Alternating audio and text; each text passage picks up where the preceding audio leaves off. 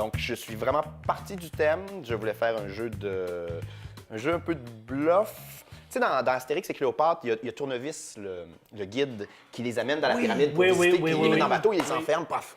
Au début, le jeu, ça devait être un peu ça. C'est-à-dire qu'il y a un joueur qui était le guide, qui voyait la porte, qui voyait ce qu'il y avait dans la salle avant, et lui, il disait « Oh non, rentrez pas là, c'est super dangereux ». Mais peut-être qu'il y avait plein de trésors, puis qu'il voulait juste que les gens passent leur chemin pour qu'après ça, le guide, lui, il revient, puis il cherche ses trésors. OK. Donc, c'est un peu parti de l'idée de la momie, puis du guide, puis des trésors. Et là, ben, finalement, chacun est un peu guide parce que chacun dans Maudite Momie regarde la carte avant les autres, la place va se cacher devant lui, puis il y a peut-être un trésor ou il y a peut-être un monstre. Fait qu'il y a beaucoup de réécriture qui se fait dans le jeu. Oui, oui, beaucoup d'itérations. Officiellement, quelque chose comme 7-8 versions sur Maudite Momie. Là. OK.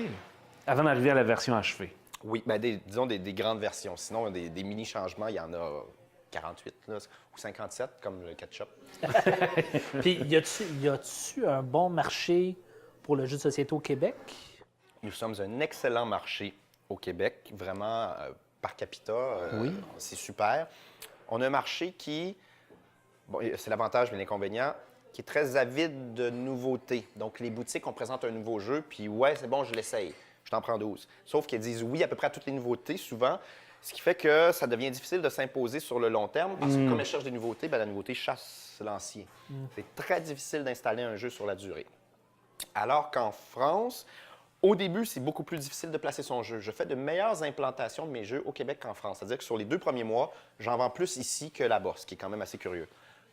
Par contre, une fois que le jeu en France est installé, tu sais que tu vas en vendre 3, 4, 500 pour les 5 prochaines années, chaque mois. OK.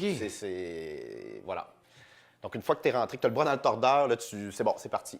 Puis, je sais que tu adaptes des fois le nom des jeux, tout dépendant au Québec ou en France. C'est arrivé une fois, tu dors au gaz, qui dort dîne. Oui. Parce que, bon, le jeu, j'essaye toujours d'aller chercher, pendant, ça va dire un autre gros mot, dans l'espèce d'inconscient collectif, dans la culture des gens. Et évidemment, tu dors au gaz, ça fonctionnait bien avec le type de jeu qu'on avait, qui se joue à table. Et puis là, il faut pas dormir au gaz parce que selon ce qui se passe à table, il faut interagir. Oui. En France, l'expression n'existe pas, donc on a fait qui dort dîne, qui est l'idée de dormir au gaz encore pendant qu'on dîne, qu'on mange.